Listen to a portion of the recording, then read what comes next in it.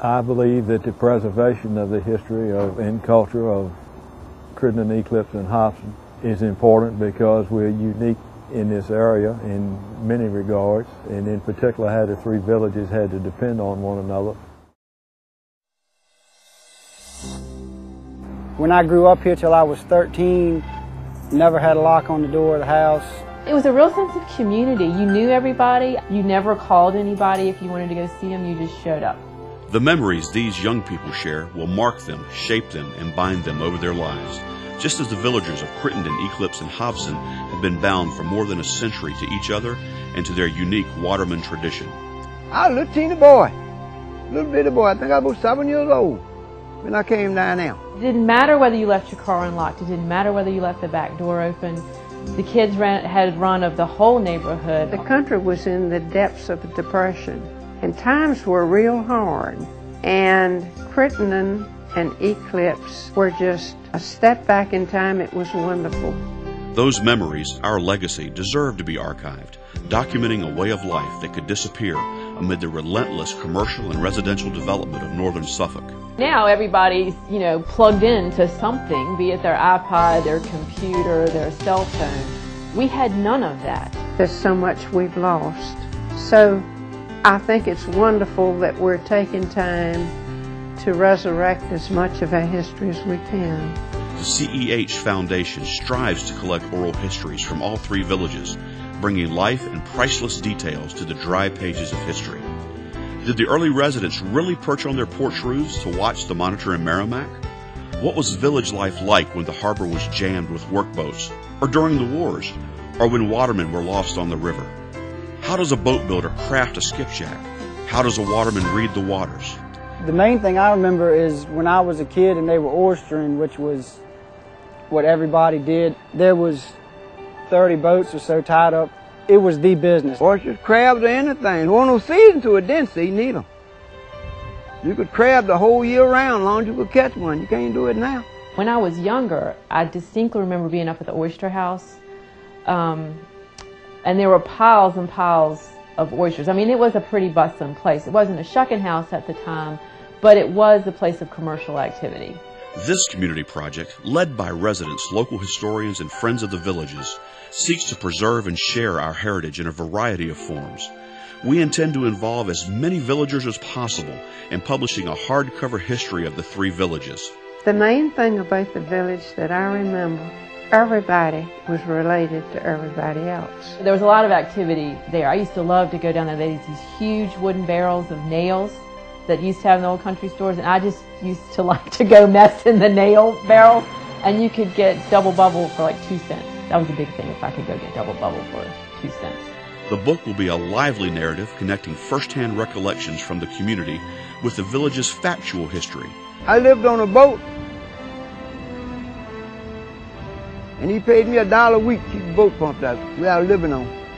Back in the early 30s, roller skating was the sport of the day. And there was no place to roller skate except on Route 17, the new highway.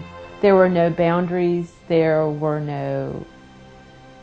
didn't know the bad things of the world. Well illustrated, the book will include rarely seen vintage photos and professionally shot contemporary images.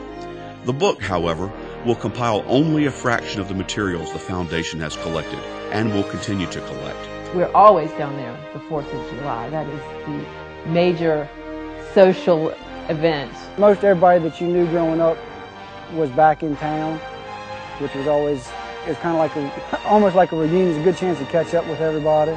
People who had grown up here and moved away would come back to celebrate, and it was so much fun to see folks that I hadn't seen for a long time. When it started, it was little child games, like tossing rings or fingernail painting with funky nail polish. The UMW always had a bake sale. They did always have a parade, and the fire equipment from Carrollton and Chuckatuck would come. Every kid would decorate their bike. And then you had anybody who had an old antique car. You just have this parade through the neighborhood, and everybody was sitting in their lawn chairs watching. Then you had the raft race. Those materials, copies of photos, family trees, letters, books, maps, artifacts, whatever, will be safeguarded in an archive and made available to the public for historical and genealogical research. Initially, we hope to set up an archive, a small museum, in the community house, the historic heart of the villages. The foundation hopes to continue sharing the traditions of oystering, boat building, and life on the water through a future series of public programs led by villagers and other experts in the unique crafts and history of the watermen. Hard working, they'd get up before dawn, they still do, and crab their trot lines or attend their nets. The men in my father's family were all watermen, including my dad. Grandfather had an oyster boat. At one point my uncle had one. He still has the boat, but he doesn't oyster anymore. My dad had an oyster boat.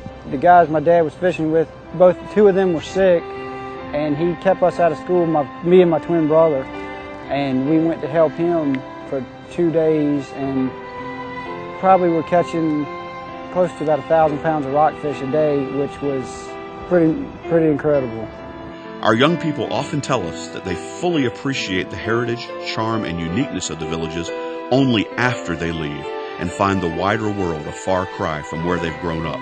Great memories growing up. Although when I got high school age, I couldn't wait to go away. I would go back. The qualities that they've come to value and that bind them to the extended family of the villages are those the foundation proposes to preserve for future generations to learn from.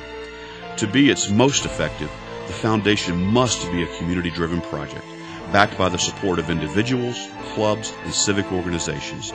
People used to have time to visit. They'd drop in or visit. Nobody has time just to sit down and sit on the porch and visit anymore. And I miss the porches and the rocking chairs that used to be there. There is a heritage to save here, a way of life to be remembered, and a spirit to be shared. Oystering was the best part I ever had, because I did what I wanted to do and any time I wanted to do it. You know, when you got a whole life like that, that's the best part of your life.